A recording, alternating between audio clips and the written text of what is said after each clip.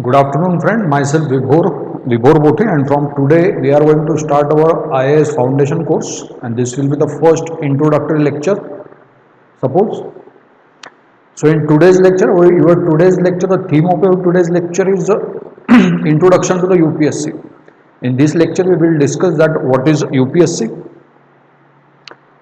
what kind of exams are conducted by UPSC, what are the eligibility criteria, what is the criteria to appear into the exam, what is civil services examination, what is the structure of exam, civil service examination, and then we will focus on do's and don'ts while preparing for the civil services. So ये एक brief session रहेगा, इसमें सब in detail में देखेंगे हम लोग. So let's have a look that what is UPSC, union public service commission. Union Public Service Commission, UPSC is a constitutional body. Suppose if you want to take the general information about it, it is the central recruiting agency in India and it is the independent constitutional body. See, India is a federal country, and in federal country their governments are generally formed on three levels. For instance, in India there are three types of government. First government is your central government, जिसे हम लोग केंद्र सरकार कहते हैं. Second government is your state government, राज्य सरकार. And the third type of government is your local government body, जिसमें नगर पालिका, महानगर पालिका आएगा. तो इसमें तीनों भी लेवल पे आप लोगों को ऑफिसर्स की रिक्रूटमेंट करनी पड़ती है.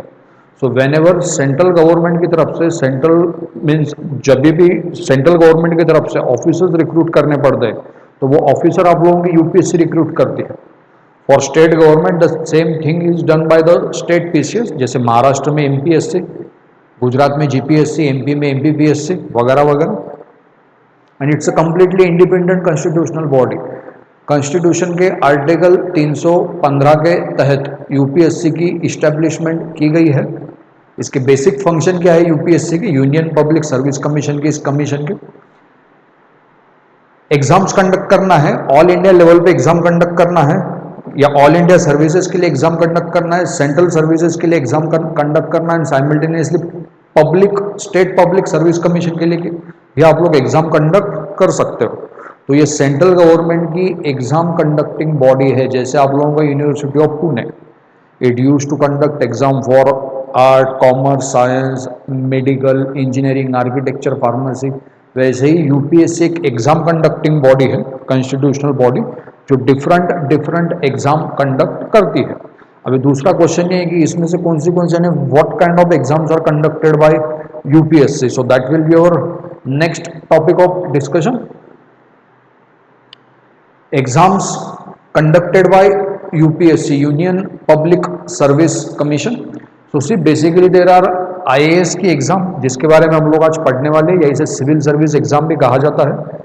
This is one of the most reputed exam in the country, which is conducted by UPSC. Then comes your Indian Forest Services, engineering services, Indian engineering services, जैसे कि सेंट्रल गवर्नमेंट की अपनी establishments है, defence है, ordinance है, railway है, telecom sector है, ports है अपने, तो वो यहाँ पे कंस्ट्रक्शन करने के लिए, इरिगेशन के लिए इंजीनियर्स चाहिए होते हैं. So these engineers are generally appointed और selected by UPSC suppose through the engineering exam.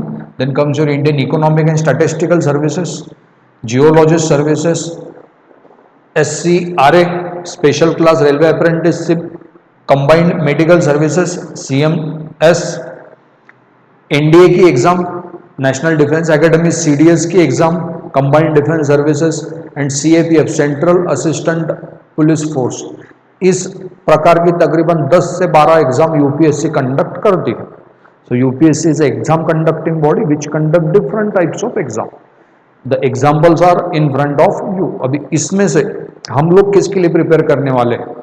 So our preparation for the next few months will be for UPSC, Union Public Service Commission, Civil Service Examination, नागरी लोक सेवा परीक्षा, Civil Services means civilians के लिए you will work for the civilians after appointed through these services. You will work as a IAS officer, you will work as a IPS officer, IAS, IPS.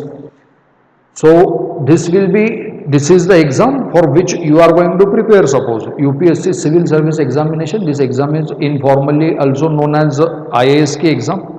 बहुत लोग UPSC कहते हैं, but it is actually UPSC Civil Service Examination, CSE. ध्यान में रखिए. अभी ये exam India में हर साल होती है, and this is the exam जिसके थ्रू आप लोगों के सुपर क्लास 1 ऑफिसर्स रिक्रूट किए जाते हैं। कि जैसे कि कौन सी पोस्ट के लिए ये एग्ज़ाम कंडक्ट की जाती है, तो इसमें there are in UPSC in civil service examination आप लोग जनरली 2 सर्विसेज के लिए एग्ज़ाम कंडक्ट करते हो। एक आती है आप लोगों की ऑल इंडिया सर्विसेज और दूसरी आती है आप लोगों की ग्रुप ए या सेंट्रल सर्विसेज। ध्यान में रखिए, ये समझना इंपॉर्टेंट रहेगा कि एग्जैक्टली क्या फर्क होता है डिफरेंट पोस्ट में।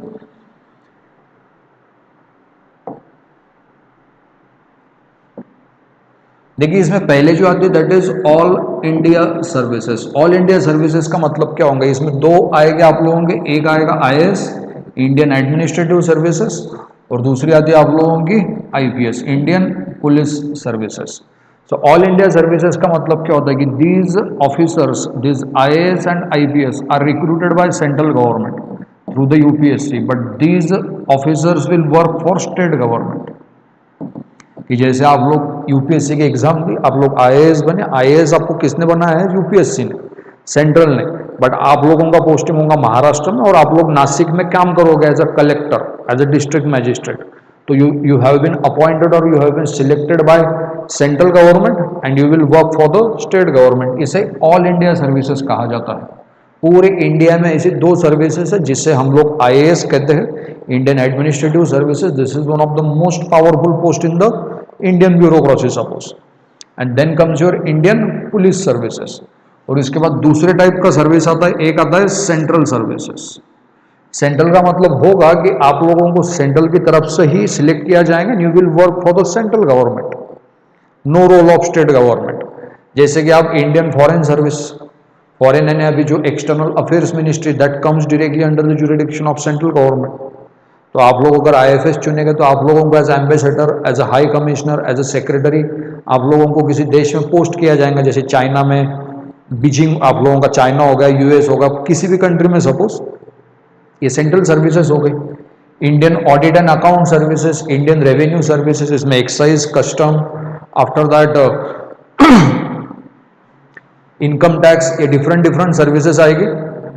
सो accordingly UPSC civil service examination में 2 प्रकार की पोस्ट के लिए एग्जाम कंडक्ट की जाती है। फर्स्ट है ऑल इंडिया सर्विसेज जिसमें आईएएस आईपीएस आएगी, और बाकी आती है आप लोगों की ग्रुप ए सर्विसेज या central government services. I hope आप लोगों को समझ में आ रहा होगा, इजी है काफी। बताऊंगा मैं आप लोगों को क्या डिफरेंस होता है इनमें। अब दूसरी बात यह है कि मैं what is the eligibility criteria to appear into the exam, कि मैं सपोज एग्जाम देना चाहता हूं और मुझे क्या रिक्वायरमेंट्स रहेंगी। तो according to UPSC 2 criterias are given there. First criteria is regarding education. A single thing is there, a candidate should be a graduate from a recognised university. Exam देने के लिए जो बेसिक एजुकेशन क्राइटेरिया है that is graduation. आप BA कीजिए, BCom कीजिए, BSc कीजिए, engineering कीजिए, एमबीबीएस कीजिए, रॉकेट साइंटिस्ट बनिए आप लोग, बट एक रिकॉग्नाइज्ड यूनिवर्सिटी से आप लोग डिग्री होल्डर होने चाहिए। ओपन यूनिवर्सिटी से कीजिए, जैसे इग्नू हो गई, वाईसीएम हो गई, डायरेक्टली कॉलेज में जाके कीजिए, does not matter for any kind of government services. So first criteria regarding education that a candidate must be a degree holder. Even you can appear into the exam in the last year also. कि suppose मैं अभी 12वीं में हूँ या 12वीं के बाद मैंने 3 साल का बीए करना और तीसरे साल when I am studying in the college, the last year itself I can appear into the exam, and if I got selected then I will be the youngest IAS officer of that year। सबसे कम as में select होने वाली, in the age of 22। ध्यान में रखिए। दूसरा criteria है as का, कि एज क्या होना चाहिए। So according to UPSC your age must be more than 21 years. 16 की एज में आप लोग 10th पास करोगे, 18 की एज में आप लोग 12th पास करोगे, और +3 के बाद your age will be 21। So last year of your graduation you will become 21, you can appear into the exam. मैं कब तक एग्जाम दे सकता हूं, next thing suppose when, until when I can appear into the exam. So all the candidates, जैसे कि मैं अभी विद्यार्थी हूं और मैं लास्ट ईयर में हूं और मैंने फॉर्म भरना है। सो फॉर्म भरने के बाद सभी कैंडिडेट्स को 4 कैटेगरीज में डिवाइड किया जाता है यहाँ पे, ओपन, ओबीसी, एससी, एसटी। तो अगर आप लोग ओपन कैटेगरी को बिलोंग करते हो तो आप लोगों को 32 ईयर्स का एज है, फ्रॉम 21 टू 32 ईयर्स और 6 अटेम्प्ट। आप अगर ओबीसी कैंडिडेट हो, अदर बैकवर्ड क्लासेस, आपको 35 ईयर्स तक एग्जाम आप लोग दे सकते हो, फ्रॉम 21 टू 35, और टोटल 8 अटेम्प्ट रहेंगे। इन दोनों में से जो भी पहले खत्म हो जाएगा, that's all.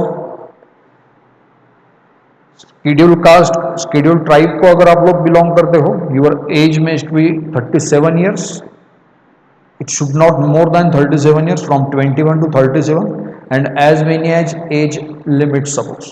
This is the age criteria for civil service examination. Your age must be more than 21 years. For OBC 32 years 6 attempt. For OBC open category 32 years 6 attempts. OBC 35 years 8 attempts, and scheduled caste, scheduled tribes 37 years. These are the basic 2 criteria to appear in UPSC civil service examination. See, आप अगर 12th पास हो, 12th के बाद आप लोग 3 साल के अच्छे से ड्यूरिंग ग्रेजुएशन पढ़ाई कर सकते हो। 3 years of study is enough to become an IAS officer in the first attempt. After studying for 3 years throughout your degree courses, you can appear into the exam in the very immediate age, suppose, when you will get prepared in the last year or the immediate next year of your exam, last year suppose, and you can easily crack the exam, no issue in that. This is the thing, I hope you people are getting. अभी ठीक है, exam के बारे में बात करेंगे अभी, कि मान लीजिए हम लोगों का डिग्री कंप्लीट है, I have completed my degree in engineering, suppose I am degree holder and my age is also 21 completed.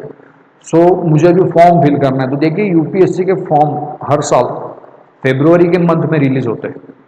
3 type की प्रोसेस रहेंगी। सबसे पहले आप लोगों का नोटिफिकेशन आएगा, notification of the exam. This notification is generally use to published in the month of February of each year. Next stage रहेगा first stage of your exam और first tier of your exam will be preliminary exam test. Second tier mains मुख्य परीक्षा, and third tier interview और personality test. So everything starts with notification of the examination. ये notification UPSC की तरफ से publish किया जाएगा फरवरी में, और इसमें टोटल इन्फॉर्मेशन रहेंगी रिगार्डिंग एग्जाम, कि ये एग्जाम कौन सी पोस्ट के लिए कंडक्ट होगी। जैसे हमने देखा टोटल 26 पोस्ट है, उसके लिए एग्जाम कंडक्ट होती है। सिलेबस क्या रहेगा, टोटल नंबर ऑफ वैकेंसीज कितनी है, और प्रोसीजर क्या रहेंगे, ऑल काइंड ऑफ इंफॉर्मेशन। इसके बाद फॉर्म्स आते हैं। यूपीएससी के फॉर्म आप लोगों को ऑनलाइन भरने पड़ते हैं अभी, all over the India. Under the digital India program हमने सब डिजिटाइजेशन कर दें। You have to fill the form online. UPSC की वेबसाइट के ऊपर जाना है, www.upsc.gov.in। वहाँ पे अप्लाई करना है आप लोगों ने। 2 स्टेज में ये फॉर्म भरा जाता है। फर्स्ट स्टेज में आप लोगों के बारे में बेसिक इंफॉर्मेशन ली जाएंगे, आपका नाम, एज, आपका डिग्री किस में हुआ है, कितने नंबर का आइटम है, वगैरह वगैरह।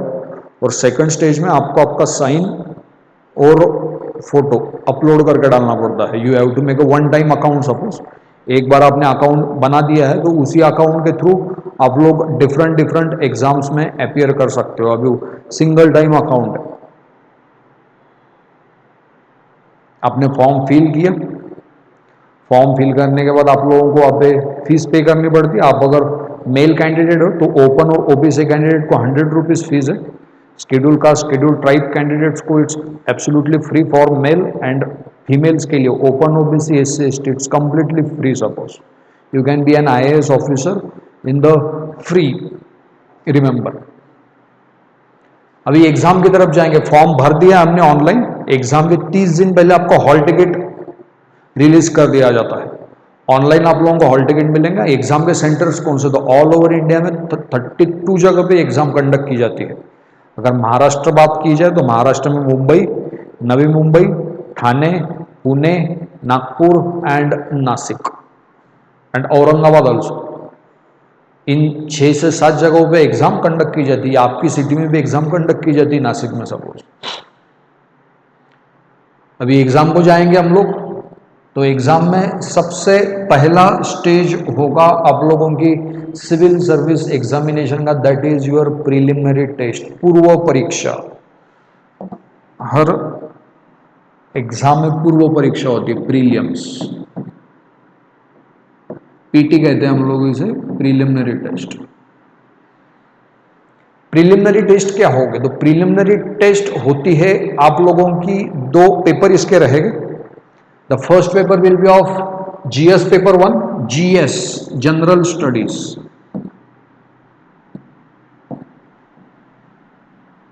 जनरल स्टडीज, जनरल है, देखिए सामान्य है, नो स्पेशलाइजेशन, सामान्य चीजें पढ़नी है आप लोगों को।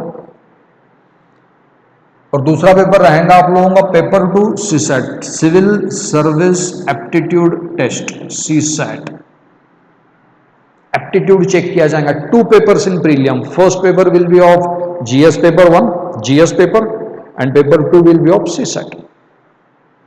अभी बात यह है कि मुझे इन पेपर में क्या सिलेबस रहेगा। Now we will discuss regarding the syllabus, that what will be the syllabus for this preliminary test.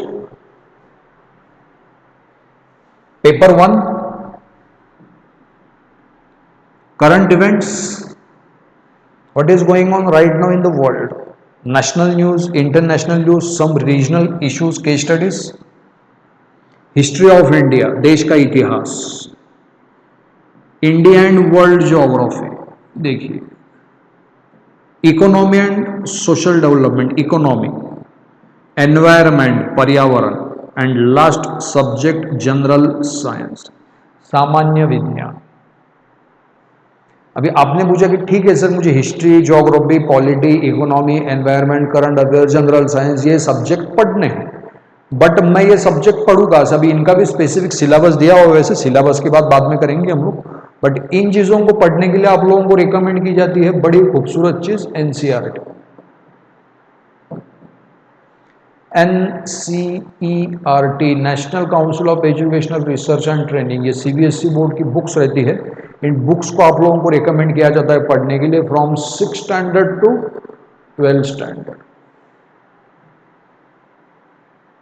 GS paper 1, what is the source of material? So the basic source of material is NCERT from standard 6 to standard 12। इसमें भी history और geography की most important NCERT है। Every aspirant use to read those NCERT, ध्यान में रखिए, एकदम basic चीज बता रहा हूं मैं आपको। पेपर 1 हो गया।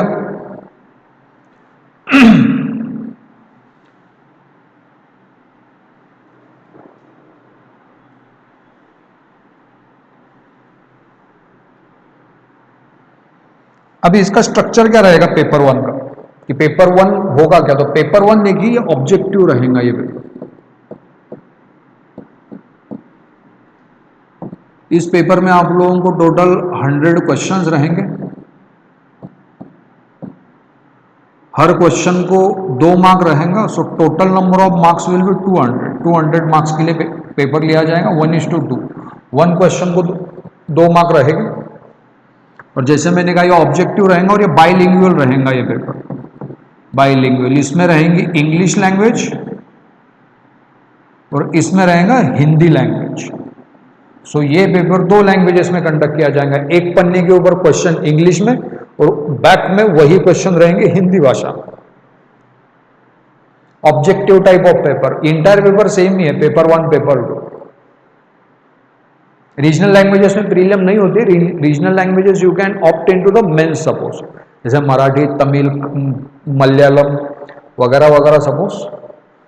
आफ्टर पेपर 1 दूसरा रहेगा पेपर 2, जिसे हमने सीसैट कहा है, ये सीसैट का पेपर रहेगा, सिविल सर्विस एप्टीट्यूड टेस्ट। इसके बारे में बेसिक इंफॉर्मेशन ये कि this paper is qualifying in nature.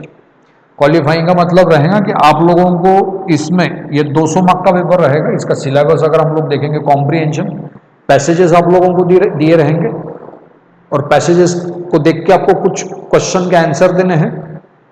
Interpersonal skill, LR logical reasoning, quant इसमें रहेगा mathematics, decision making, general mental ability and English language की कॉम्प्रिहेंशन स्किल, ये बेसिक पेपर रहेगा। इस पेपर के स्ट्रक्चर की अगर बात देखी जाए तो इसमें टोटल रहेंगे 80 क्वेश्चन फॉर 200 मार्क्स।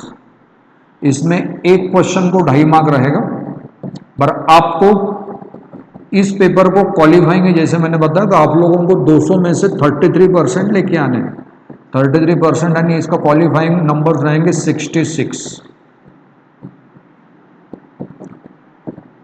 66 मार्क्स। ये पेपर भी बाइलिंगुअल, बाइलिंगुअल यानी इसमें रहेगा कॉम्प्रिहेंशन वगैरह अकॉर्डिंगली रूल के हिसाब से, ये समझ लीजिए आप लोग। But this paper will be qualifying in nature, you just have to get 66 marks out of 200।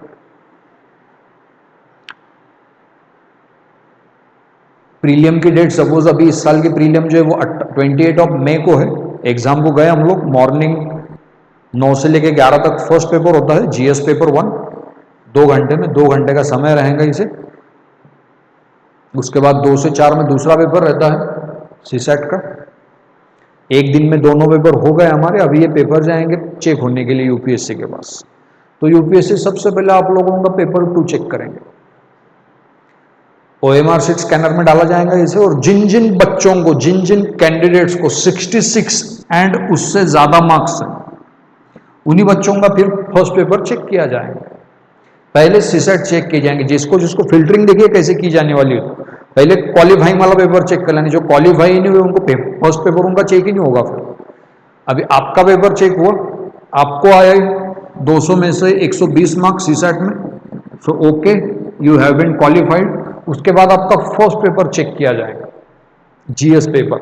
और जीएस पेपर ही आप लोगों का कट ऑफ डिसाइड करता है कि 200 में से कितना कट ऑफ आएगा।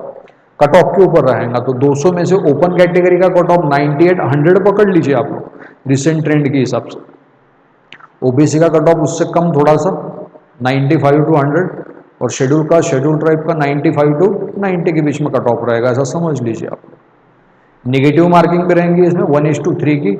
हर 3 गलत अटेम्प्टेड क्वेश्चन अगर आप लोग अटेम्प्ट करते हो 3 कोई भी क्वेश्चन गलत, तो उसमें से एक क्वेश्चन का मार्क्स आप लोगों का माइनस होगा। यानी आपने अगर एक क्वेश्चन गलत अटेम्प्ट किया 0.66 मार्क्स माइनस हो गए, 2 क्वेश्चन गलत अटेम्प्ट किए 1.22, और 3 क्वेश्चन अगर गलत अटेम्प्ट किए तो पूरे 2 मार्क्स कट किए जाएंगे। इस प्रकार से प्रीलियम की एग्जाम होगी आप लोगों की। प्रीलियम यूपीएससी की first stage of exam, first stage to become an IAS officer, you have to clear your preliminary test. 2 papers will be there, GS paper 1 general studies and GS paper 2 CSAT. We have discussed already what are the subjects, what is the syllabus, and then we again discuss the syllabus for CSAT paper. We had also seen what are the criteria, suppose as this is the qualifying paper, and your entire cutoff will be set on the basis of paper 1, and the cutoff is generally nearly 50%. UPSC का topper ही 50% में रहता, तो prelim में भी 50% लेने पड़ेंगे, mains में भी और इंटर में भी। तो प्रीलियम में 200 मार्क की एग्जाम है, तो उसमें से 120 सिक्योर करने का ताकत रखिए आप लोग। 120 प्लस आ जाते हैं, you are passed, no issue. Prelim prelim दिया हमने, हमको 132 मार्क आए, जबकि कट ऑफ था 102 का, तो हम लोग प्रीलियम की एग्जाम पास हो चुके हैं। समझ लीजिए आप लोग। आप लोगों को समझ में आ रहा है क्या?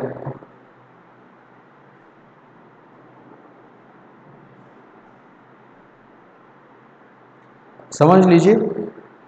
आई hope you people are getting. This is the structure for civil service examination preliminary test, 2 papers. Prelim pass हो गए हम लोग, तो प्रीलियम के बाद हम लोग नेक्स्ट जाएंगे मेंस की exam, UPSC civil service mains examination. UPSC actually इसके लिए जानी जाती है, this exam is the soul of UPSC mains exam. इसके बारे में पहली इंपॉर्टेंट बात यह है कि this entire exam is in the written form. Prelim was in objective format, second stage will be in the written format. Written format में रहेगा ये। क्वेश्चन ये है कि सर मैं इसे कौन सी लैंग्वेज में लिखूं, what are the languages available. तो आप इसे, there are 22 constitutional languages, you can write your answers in any language out of these 22 languages. English, Hindi, Marathi, Kannada, Tamil, Malayalam, Oriya, Konkani, Urdu, language of your choice. देखिए कितना लिबरलनेस दिया आप लोगों को, मीन्स एकदम ओपन फील्ड दिया है खेलने के लिए. किसी भी लैंग्वेज में पेपर लिखिए. जैसे कि मैंने कहा ये ऑब्जेक्टिव रहेगी.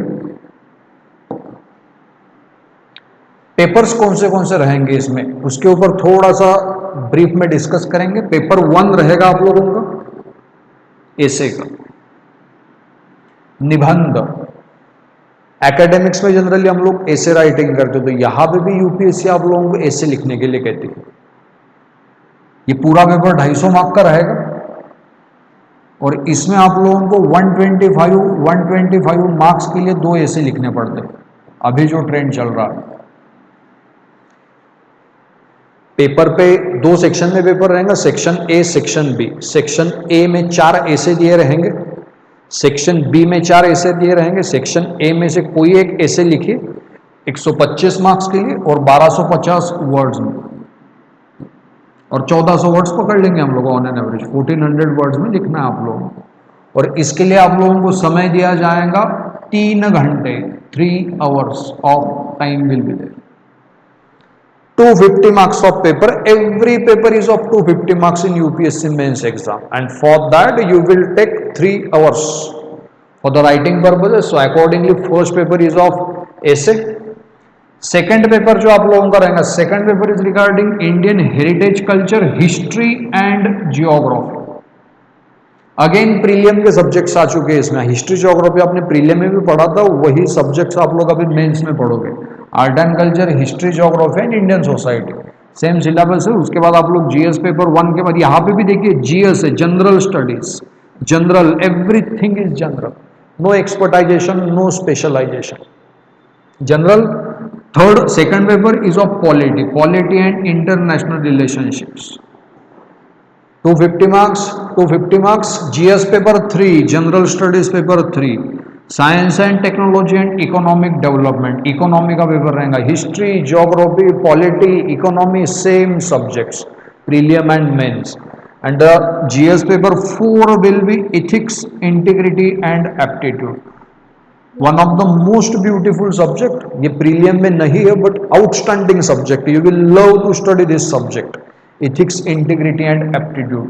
सो अकॉर्डिंगली जीएस के है 4 paper. GS paper 1 history plus geography, GS paper 2 polity plus IR, GS paper 3 economy and science and technology, and GS paper 4 is your ethics, integrity and aptitude.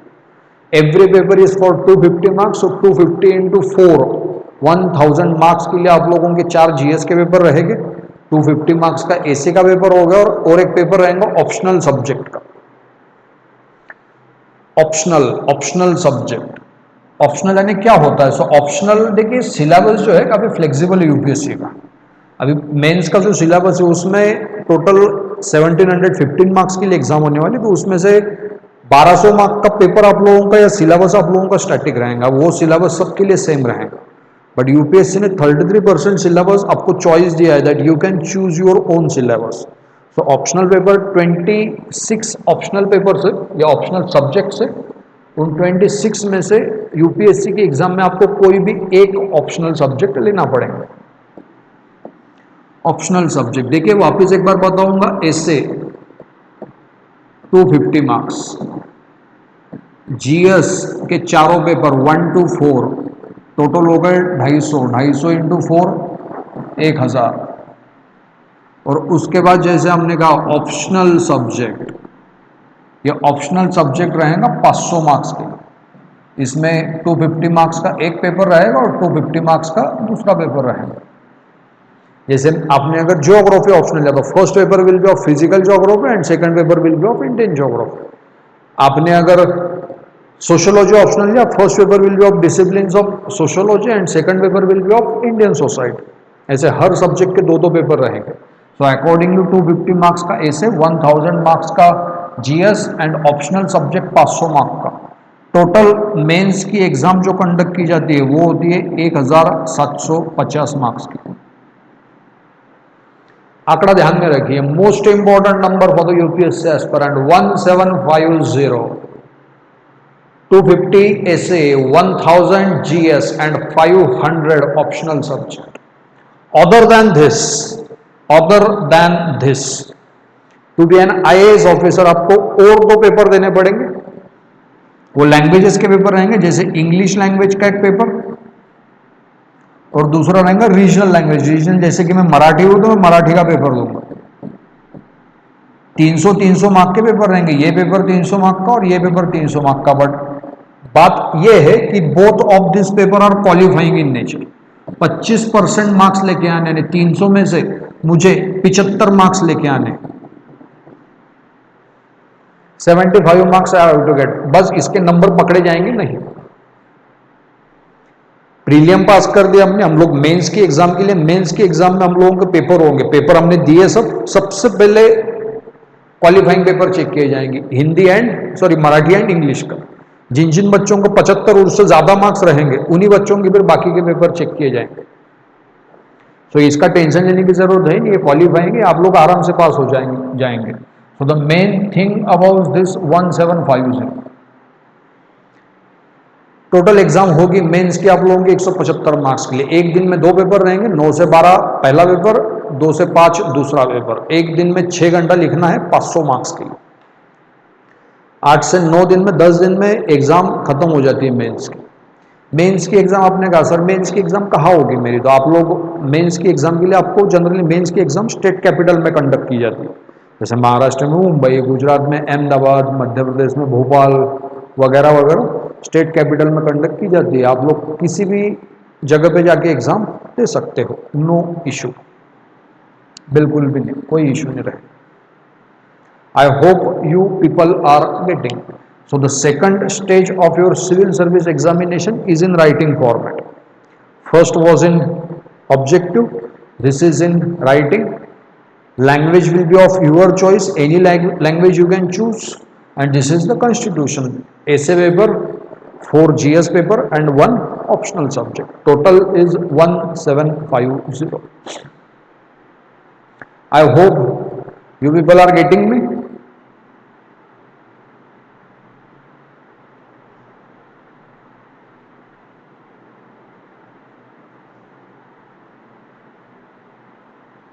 Degree वगैरह आप लोग आपको upload नहीं करनी पड़ती। Degree से रिगार्डिंग जो documents आपके रहेंगे, सपोज आप लोग लास्ट ईयर में, आप लोगों को मेंस के समय पे सबमिट करने पड़ते हैं।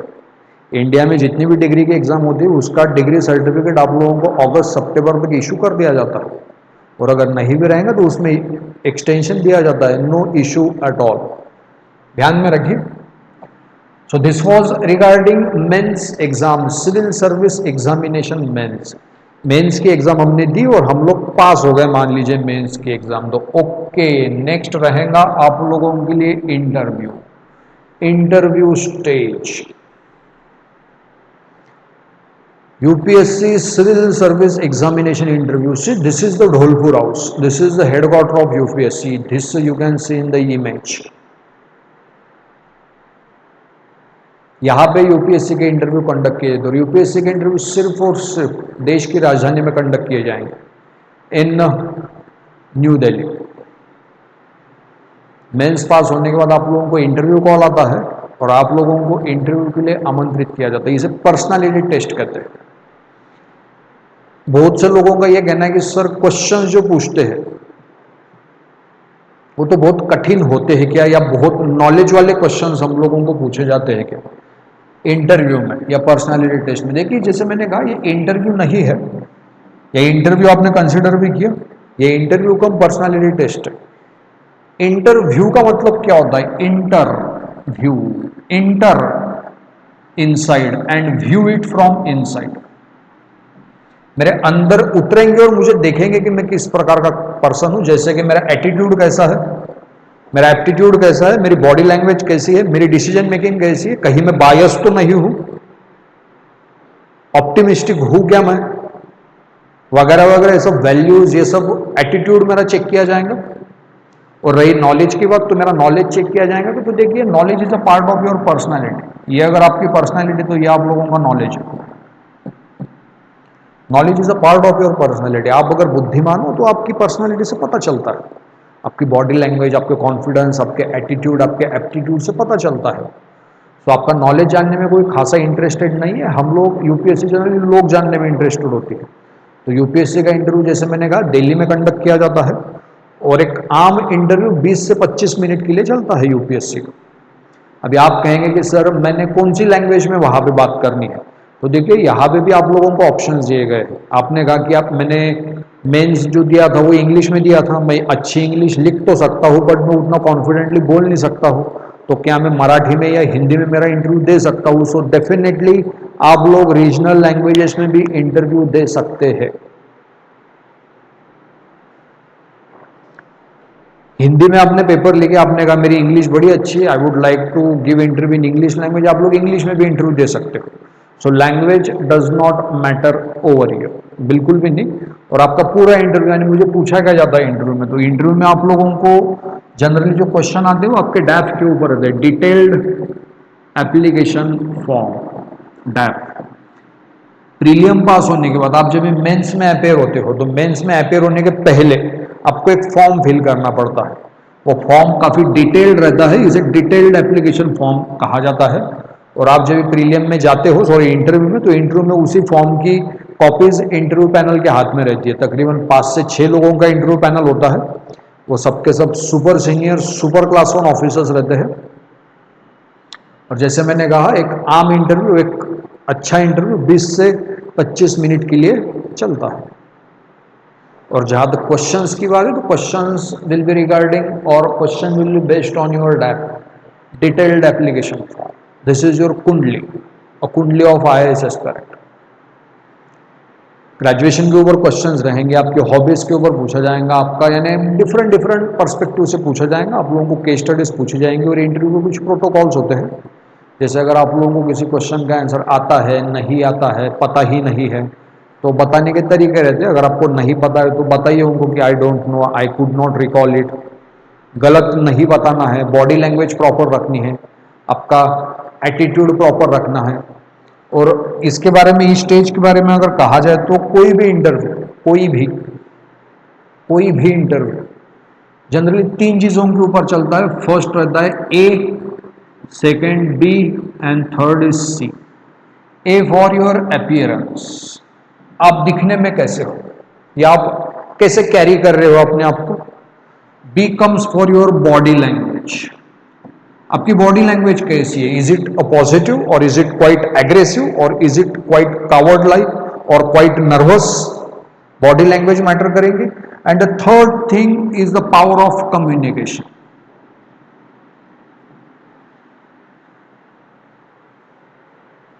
यूपीएससी में 60% इंटरव्यू यहीं पे हो जाता है, ए और बी में। कम्युनिकेशन तो बस एक फॉर्मेलिटी होती है कि अपीयरेंस और बॉडी लैंग्वेज में सब देख लिया है, enough, now just have a formal communication. अच्छा इंटरव्यू होता है यूपीएससी का, ध्यान में रखिए। और ये पूरा इंटरव्यू कितने नंबर के लिए होगा, तो यूपीएससी का जो इंटरव्यू होता है उसको 275 नंबर के लिए कंडक्ट किया जाता है, 275 मार्क्स। ध्यान में रखिए, 275 मार्क्स के लिए। इस प्रकार से 1750 मार्क्स की मेंस की एग्जाम, मुख्य परीक्षा, और 250 मार्क का इंटरव्यू या पर्सनालिटी टेस्ट। इस प्रकार से पूरी एग्जाम कंडक्ट की जाती है 2225 मार्क्स की।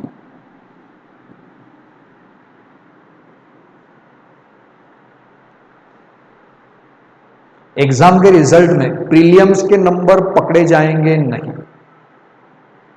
We will not calculate the numbers of preliminary test in the final result. Final result will comprise mains performance out of 750 marks and your personality or interview performance out of 275 marks, और दोनों के मिला के 2025, इसके ऊपर से आप लोगों का मेरिट निकाला जाता है। अभी क्वेश्चन है कि मुझे कितने नंबर आने चाहिए, तो जैसे मैंने कहा प्रीलियम 50%, मेंस 50% और इंटरव्यू 50%, तो सभी मिला के 2025 में से अगर आप लोग 1100 या 1200 के आसपास मार्क्स लेके आते हो तो आपका सिलेक्शन फाइनल है आउट ऑफ 2025। मेंस में आपने 800-900 नंबर ला लिए, 900 नंबर ला लिया मैंने, 950, 1750 में से, और बाकी मुझे इंटरव्यू में 150 नंबर आए, 150 या 180 नंबर हो गया, मेरा सिलेक्शन फाइनल है। 1100 से 1200 के मार्क्स में आप लोगों का कट ऑफ फाइनल हो जाता है। यूपीएससी का हर साल का टॉपर 50 से लेकर 55% के बीच में रहता है। लास्ट ईयर का टॉपर वॉज गेट 54%, उसके पहले के 52%। So these are the numbers of 52 to 50 to 55%. I hope you people are getting.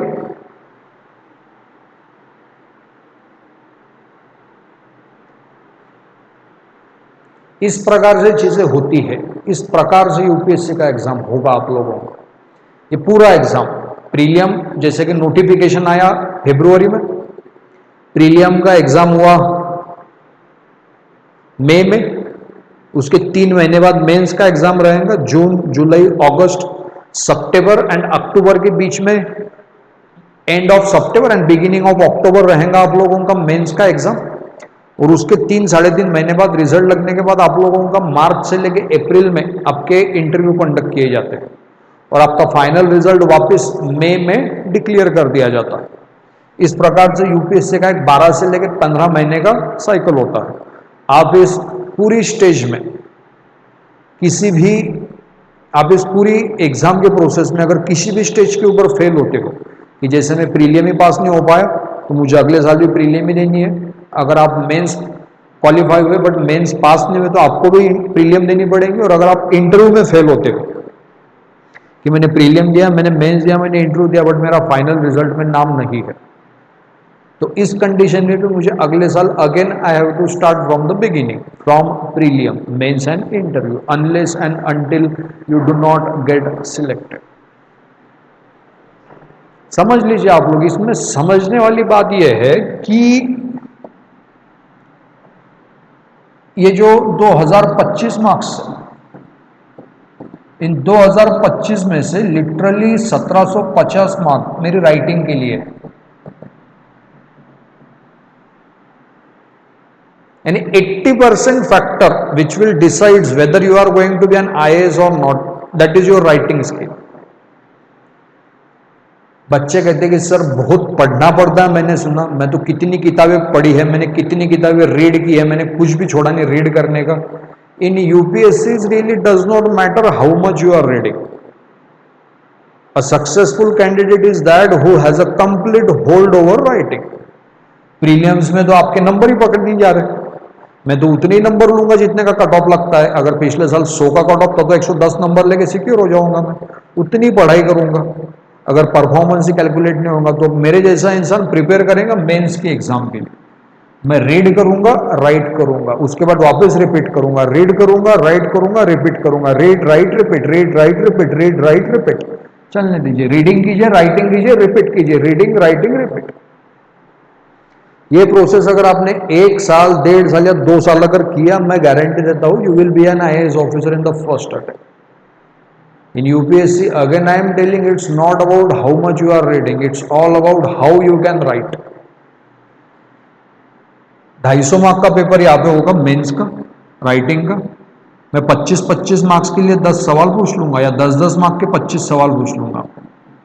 लिखिए, हर क्वेश्चन का आंसर आपको लिखना है 150 वर्ड्स में। यूपीएससी के क्वेश्चन का आंसर बुकलेट होती है, ब्लैंक पेजेस दिए जाएंगे आपको, आपको ब्लैंक पेजेस पे लिखते आना चाहिए, रूल पेजेस नहीं रहेंगे।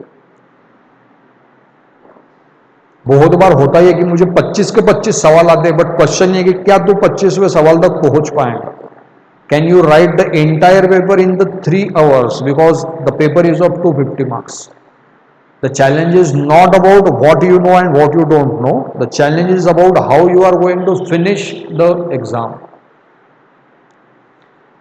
ध्यान में रखिए, how you are going to finish your paper, इसके लिए आपका राइटिंग के ऊपर होल्ड होना चाहिए।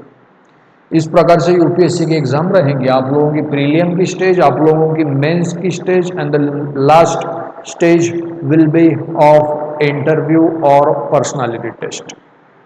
एग्जाम हो गई है और बाद में डिक्लेयर किया जाता है आप लोगों का रिजल्ट। रिजल्ट डिक्लेयर किया जाएगा हर साल कितने बच्चे सिलेक्ट हुए हैं, तो जैसे कि हर साल 900 से लेकर 1000 तक वैकेंसीज होती है, फाइनल पोस्ट आती है और फाइनल रिजल्ट में फिर रैंक्स आती है कि टोटल 1000 कैंडिडेट्स को इसमें सिलेक्ट किया गया है। और उसके बाद आप लोग फिर डिपेंड करता है आईएएस आईपीएस क्या क्या बनते हो। अब ये आईएएस बनना आईपीएस बनना ये आपकी रैंकिंग के ऊपर डिपेंड रहता है। आप जब भी मेंस का फॉर्म भरते हो तो मेंस के फॉर्म में आप लोगों को पोस्ट प्रेफरेंस पूछा जाता है कि सपोज आप अगर सिविल सर्विस एग्जाम पास होते हो तो कौन से पद के ऊपर आप काम करना चाहोगे, क्या आप आईएएस बनना चाहते हो, क्या आप आईपीएस बनना चाहते हो, और you want to join the foreign services. So accordingly आप लोग प्रेफरेंस देंगे।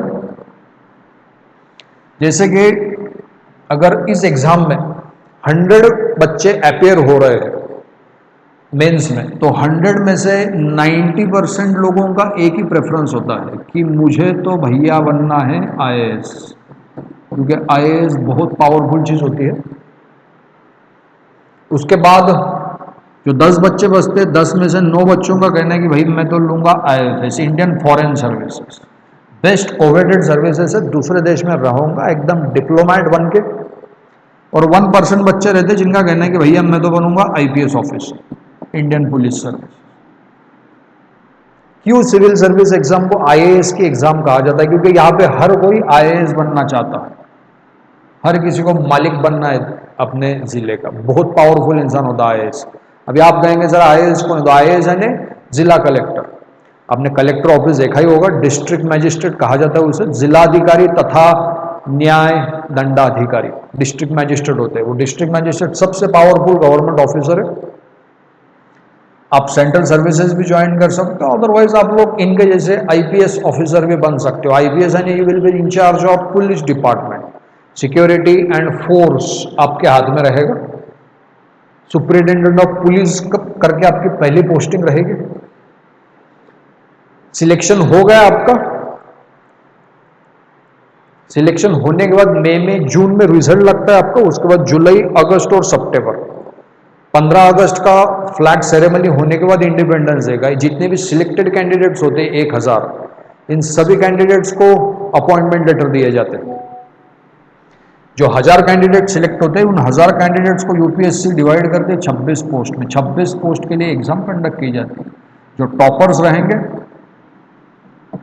टॉपर्स को मिलेंगी आईएएस की रैंक, आईएफएस, आईपीएस, और जो नीचे के नंबर के ऊपर रहेंगे उनके लिए नीचे नीचे पोस्ट दूसरी प्रेफरेंसेस रहते हैं, बट उसमें सब सेंट्रल सर्विसेज रहेगी। ये आप लोग ध्यान में रखें।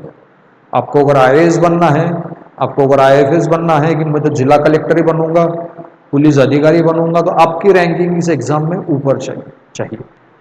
अच्छे नंबर, अच्छी पोस्ट, जिंदगी भर मजा ही मजा। ठीक है, अब आईएएस बन गए, जितने भी 1000 कैंडिडेट्स है सभी 1000 कैंडिडेट्स को हम लोगों ने ट्रेनिंग के लिए बुलाया है। और आप लोगों का जो ट्रेनिंग है वो मसूरी में कंडक्ट किया जाता है। मसूरी लाल बहादुर शास्त्री नेशनल एडमिनिस्ट्रेटिव अकादमी, लजवाना कहा जाता है इसे। यहाँ पे सभी 1000 कैंडिडेट्स को ट्रेनिंग दिया जाएगा। अक्टूबर नवंबर दिसंबर, सितंबर अक्टूबर नवंबर दिसंबर 4 महीने फाउंडेशन ट्रेनिंग कही जाती है इसे, कि जितने भी सिलेक्टेड कैंडिडेट्स थे 1000, इसमें सब मिक्स मॉक था 26 पोस्ट वाला, इन लोगों को 4 महीने का जो ट्रेनिंग दिया जाता है, 4 months of training at Mussoorie Lal Bahadur Shastri national administrative academy. इस 4 महीने की ट्रेनिंग को कहा जाता है फाउंडेशन ट्रेनिंग। कि अधिकारी तो अलग अलग है बट सबका फाउंडेशन एक ही होना चाहिए, सब में वो नेशनलिज्म चाहिए। तो आप लोगों का 4 महीने का ट्रेनिंग होगा, और 4 महीने की ट्रेनिंग के बाद दिसंबर के बाद जो अलग अलग कैडेट्स का ऑफिसर है, जैसे आईएएस आईपीएस, सबको डिवाइड कर दिया जाता है। फिर जो आईएएस रहते हैं कि आप लोग आईएएस बने तो आपका 1 साल का ट्रेनिंग मसूरी में ही कंप्लीट होता है, मसूरी एट लजवाना। आप अगर आईएफएस ऑफिसर बने तो आप लोगों को ministry of external affairs new Delhi, यहाँ पे ट्रेनिंग दी जाएंगी अगले 1 साल की। आप अगर आईपीएस ऑफिसर बने तो आप लोगों को भेजा जाएगा सरदार वल्लभ भाई पटेल नेशनल पुलिस अकादमी हैदराबाद। आप अगर IRS ऑफिसर बने, custom Baroda, IRS income tax Nagpur, IRS revenue Delhi वगैरह वगैरह हर जगह पे आप लोगों को भेज दिया जाएगा। इस प्रकार से 4 महीने का फाउंडेशन ट्रेनिंग और 1 साल का प्रोफेशनल ट्रेनिंग, एकदम मस्त पर्सनालिटी बना दी जाएंगी आप लोगों की, हीरो के जैसा, साउथ इंडियन हीरो के जैसे। और फिर ट्रेनिंग के बाद आप लोगों का होगा passing out parade and ultimately after the training of 1.5 year you will be delivered in the service of nation। जय हिंद आप लोगों को बोल दिया जाएंगे कि जाइए भैया और अभी इस देश के सामान्य व्यक्ति की सेवा कीजिए, सेवक बन के रहिए। सरकारी नौकर हूं मैं तो सरकारी सेवक हूं। सेवक आप लोग इस इम्ब्लम के होते हैं, ध्यान में रखिए। आप अगर IAS ऑफिसर बने, महाराष्ट्र कैडर आपको मिला, आप लोगों को इमीडिएटली आप लोगों को चार्ज नहीं दिया जाएगा, आप लोगों को you have to wait for few years. जैसे आप अगर IAS ऑफिसर तो मेरे पास जिला कब आएगा, when I will become incharge of entire district, उसके लिए मुझे 6 साल वेट करना पड़ेगा। आपको 6 साल आप लोगों का प्रोबेशन पीरियड रहेगा 1 से 1.5 साल का, और उसके बाद आप लोग जिला कलेक्टर बनोगे। आप अगर IPS ऑफिसर बने तो मुझे डायरेक्टली SP नहीं बनाया जाएगा, मैं 6 महीने के लिए DYSP रहूंगा, प्रोबेशनरी ऑफिसर। 3 स्टार रहेंगे यहाँ पे, और यहाँ पे IPS लिखा रहता है। उसके बाद कुछ समय बाद मुझे प्रमोट किया जाएगा to the post of assistant superintendent of police, ASP। यहाँ पे एक इम्ब्लम लग जाएगा और उसके 3.5 साल बाद, यानी 6 महीना प्रोबेशन और 3.5 या 3 साल आप लोगों का एडिशनल SP, उसके बाद आप लोग 4 साल बाद फुल फ्लेज SP बन जाते हैं। एक राजमुद्रा, एक स्टार और IPS, और आप लोगों को directly as a superintendent of police एक आधी जिले का चार्ज दिया जाता है। और अगर सेंट्रल सर्विसेज में हो तो उसका प्रोसेस अलग रहेगा। This is the entire scenario of UPSC from notification to the service of nation. Notification to the service of nation, notification, form filling, prelims, objective, mains, written, interview, and then comes your final list, then training, and then comes your nation। इस प्रकार का process रहता है पूरी UPSC का। I hope you people are getting it properly. कितना अच्छा exam है, देखिए आप लोग, कितना सरल और कितना सीधा है। सिलेबस कितना खूबसूरत है कि थोड़ा सिलेबस मेरा, थोड़ा सिलेबस आप चूज कीजिए। आपके सक्सेस में आपकी भी चॉइस का कोई रोल होना चाहिए। तो ऑप्शनल सब्जेक्ट का चॉइस आप लोगों को दिया गया है, लैंग्वेजेस का चॉइस आप लोगों को दिया गया है, ना सिर्फ मेंस में बल्कि इंटरव्यू में भी। You can change your language at any stage, prelim और मेंस और interview suppose. This is the process.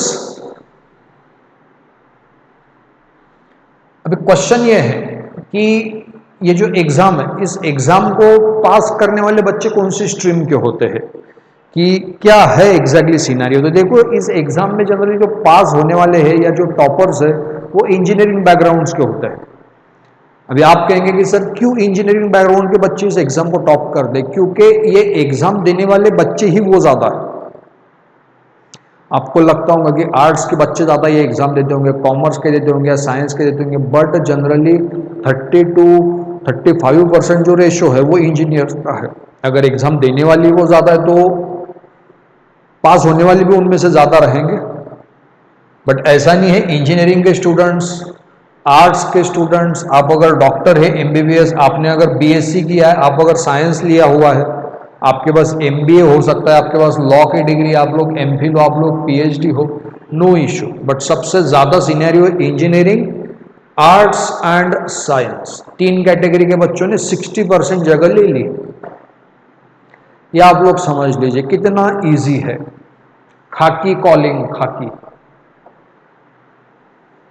Then the most important thing, अभी हमने तो डिस्कस कर लिया कि एग्जाम मुझे समझ में आ गई ब्रीफली कि क्या है UPSC की exam, prelim, mains, interview. But अभी बात यह है कि हम लोग रियलिटी के ऊपर आ जाते हैं कि how difficult it is to crack civil service examination. आपने ये भी सुना होगा कि मैं तो 12-12 घंटे पढ़ाई करता था, मैं तो 14-14 घंटे पढ़ाई करता था, बट फिर भी मैं पास नहीं हो पाया। डाउट्स होते स्टूडेंट्स के, आपके भी कुछ क्वेश्चंस रहेंगे। तो जनरल क्वेश्चन ये है कि frequently asked question, it is for the highly intelligent only. मैंने ऐसे सुना है कि ये एग्जाम सिर्फ बुद्धिमान लोगों के लिए होती है, हमारे जैसे सामान्य इंसान क्या इस एग्जाम को दे सकते हैं? It is for those with excellent academic career. मैंने ऐसे सुना है कि जो बच्चे अपने कॉलेज में टॉपर्स थे, 10वीं 12वीं में टॉपर्स थे, उनको ये एग्जाम देनी चाहिए, वही पास होते हैं। Do people from the engineering or medical background find it easier? Does one have to choose their graduation subject to get the upper hand? Does one need to study for 16 hours a day? मैंने ऐसे सुना है कि 16-16 घंटे पढ़ाई करनी पड़ती है, और मैंने तो ऐसे भी सुना है कि दिल्ली भी जाना पड़ता है। So the answer for all this question is big no, nothing is like that. आपने सुना होगा कि सिर्फ बुद्धिमान लोगों के लिए, बिल्कुल नहीं है। मैंने 10 बार कहा the syllabus is very much general, general studies and only general studies. आपने कहा कि सर एक्सीलेंट एकेडमिक कैरियर होना चाहिए, मैंने दिखाया आप लोगों को, इंजीनियर्स पास हो रहे हैं इसमें, आर्ट्स का बच्चा पास हो रहा है इसमें, बीए किया हुआ। सर मैंने सुना है 16 घंटे पढ़ाई करनी पड़ती है, nothing is like that. Sir Delhi जाने की जरूरत है, कुछ भी जरूरत नहीं, दिल्ली जापान मुंबई जाने की, नथिंग। जहां राम वही अयोध्या, तो जहां गुरु वही भी दिल्ली रहती है आप लोगों की।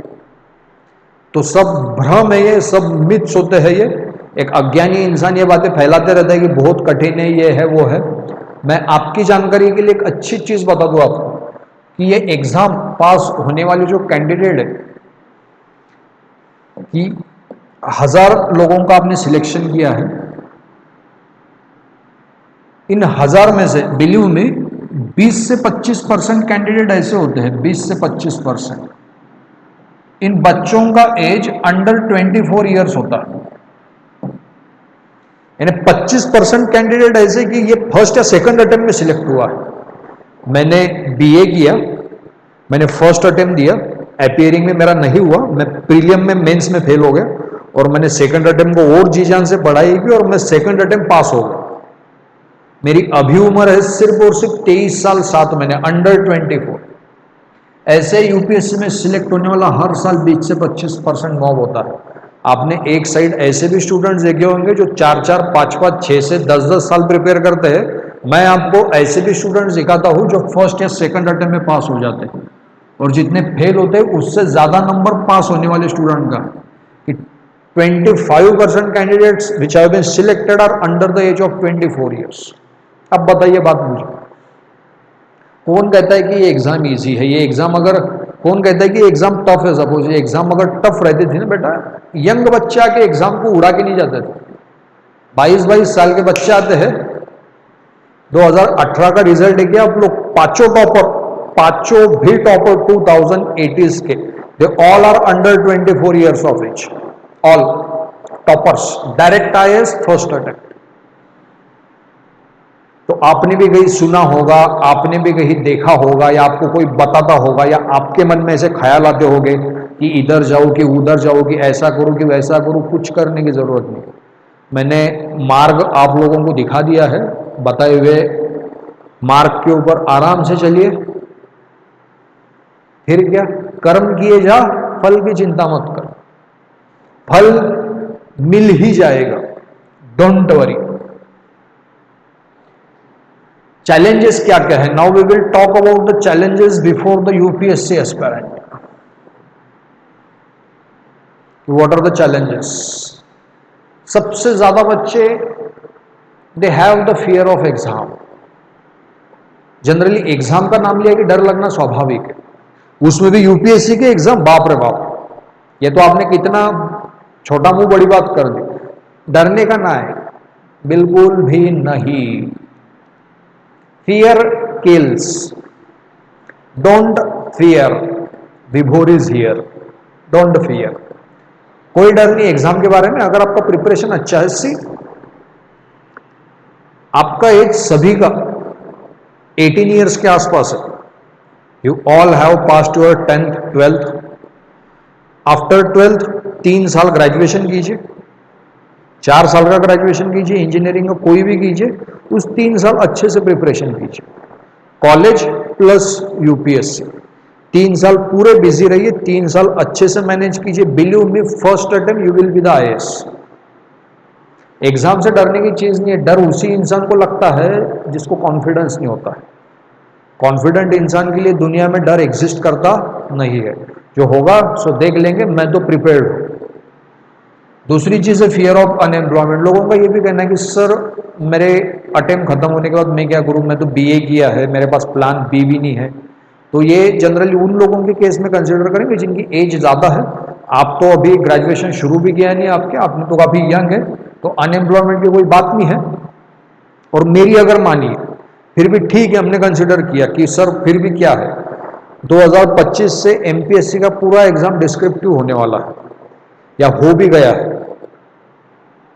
तो यूपीएससी के एग्जाम में आपकी बहुत सी एग्जाम का प्रिपरेशन हो जाएगा, यूपीएससी, आईएएस, एमपीएससी, उसके बाद SSC, NDA, CDS, CAPF, IB, IBPS. You will be qualified for all the exam with the single studies. तो नई कलेक्टर बने, डेप्यूटी कलेक्टर बनने इतना तो ज्ञान रहेगा ही हमारे पास। फियर ऑफ फेल्योर, अगर मैं फेल होगा तो क्या करूं, फेल होगा तो वापस एग्जाम दे बेटा, ट्राई करना इंसान का स्वभाव होना चाहिए। लैक ऑफ इंफॉर्मेशन, ये एक इंपॉर्टेंट बात है, बहुत लोगों के पास इंफॉर्मेशन नहीं होती है। जैसे आज आपने लेक्चर किया, आपको पता तो भी चल गया कि एग्जैक्टली एग्जाम की प्रोसेस क्या है। बहुत से लोगों के पास ना इंफॉर्मेशन होती है और ना ही कोई प्रॉपर गाइडेंस होता है। लोगों का ये भी कहना है कि सर बड़ी बड़ी कोचिंग लगाने की जरूरत है क्या। मेरा ये मानना है दुनिया का कोई कोचिंग तुझे आईएएस नहीं बना सकता है। तुझे आईएएस बनाने के लिए एक ही इंसान चाहिए, वो है तेरा गाइड। एक संस्था और एक पुरुष, एक पुरुष ही गुरु हो सकता है, पुरुष या एक व्यक्ति सपोज। तो आपको कोचिंग और गाइड आपका सेम होना चाहिए, जो आपको आने वाले समय में गाइड कर सके। एंड रिसोर्सेस प्रॉपर होने चाहिए। ये बड़ी इंपॉर्टेंट बात है कि मैंने ठीक है, मैंने प्रिपरेशन शुरू कर भी दिया है, बट मैं पढ़ूँ क्या। आईएएस की एग्जाम थोड़ी सी बड़ी लगती, बच्चे बड़ी बड़ी किताबें लेके पढ़ाई करते हैं, एकदम हजार हजार 2-2 हजार पेजेस की। बट मेरा मानिए, बड़ी बड़ी चीज़ों को भूल जाइए, एनसीईआरटी को हाथ में उठाए और उसी को पढ़ना शुरू कीजिए। प्रीलियम के लिए एनसीईआरटी, मेंस के लिए भी एनसीईआरटी। रेफरेंस बुक्स तो हम लोग पढ़ ही लेंगे, but the foundation should be of NCERT. इस प्रकार से अगर आप लोग जाएंगे तो कोई बात नहीं है, रीडिंग कीजिए। एक अच्छा विद्यार्थी शुरू करेंगे सिलेबस से कि सर ने आज मुझे पूरी बेसिक इंफॉर्मेशन बता दी। सिलेबस के ऊपर हम लोग डिस्कस करेंगे। सिलेबस का हार्ड कॉपी ले लीजिए, मैं आपके ग्रुप के ऊपर पोस्ट कर दूंगा सॉफ्ट कॉपी। सिलेबस को पढ़िए, प्रीवियस ईयर क्वेश्चन पेपर पढ़िए और उसके बाद एनसीईआरटी शुरू कीजिए। आपके एनसीईआरटी के भी लेक्चर कंडक्ट करेंगे हम लोग, how to read NCERT. NCERT को 2 बार रीडिंग दे दिया, रेफरेंसेस पढ़ लीजिए और राइटिंग शुरू कर दीजिए। और फिर कुछ महीने के प्रिपरेशन के बाद रीडिंग प्लस राइटिंग। और टेस्ट सीरीज मोस्ट इंपॉर्टेंट। आपके सक्सेस में बहुत बड़ा रोल एक इनविजिबल चीज का होता है, जिसे टेस्ट सीरीज कहा जाता है। आपको प्रीलियम की भी टेस्ट सीरीज कंपलसरी रहेंगी और मेंस की भी टेस्ट सीरीज कंपलसरी रहेंगी, क्योंकि घर पे कोई बच्चे सिंसियरली लिखता है नहीं। टेस्ट सीरीज के थ्रू हमने लिखना है और खुद के परफॉर्मेंस को इवेल्युएट करते रहना है कि आईएएस बनने के लिए क्या इतने नंबर सफिशिएंट है। अगर नहीं सफिशिएंट हो, गुरुजी मुझे बताइए कि मैं और इसमें क्या एडिशन करूं, मुझे थोड़ा सा ज्ञान दीजिए। तो आप लोगों को इनपुट देने के बाद आप वापस परफॉर्मेंस करोगे। ये सेम चीज चलते रहेंगे, रीड राइट रिपीट। एग्जाम में जाके एग्जाम दे देनी है, फर्स्ट अटेम्प्ट आईएएस। समरी अगर देखी जाए, so what is the summary. So to become a civil service executive is a great matter of prestige. Coveted services है ये, कोवेटेड सिविल सर्विसेज। कि इस देश में सबसे बड़ा जॉब कौन सा है, वो भी सरकारी बाबू का, सरकारी सेक्टर में, तो भैया सबसे बड़ा जॉब है आईएएस ऑफिसर। कि तू अगर यंग एज में आईएएस ऑफिसर बन गया तो बेटा रिटायरमेंट तक तो तू ऑलमोस्ट ऑल हाफ गॉड बन जाएगा। फिर तो इतनी बड़ी पोस्ट रहती है। फिर in order to be a successful, one needs to be a methodical and systemic about their study plans. Study plan बनानी जरूरी है यहाँ पर। It is extremely important to turn a deaf ear to the myths and focus on what is real. आप भी सोचते हो sir Delhi जाओ क्या, कश्मीर जाओ क्या, इधर जाओ क्या, उधर जाओ क्या, ये सब मिथ है। भरोसा कीजिए मेरे ऊपर। And but obvious practice is vital. Reading, writing, repetition, that's all. Easy, very easy. This is the thing. Suppose, I hope you people are getting me.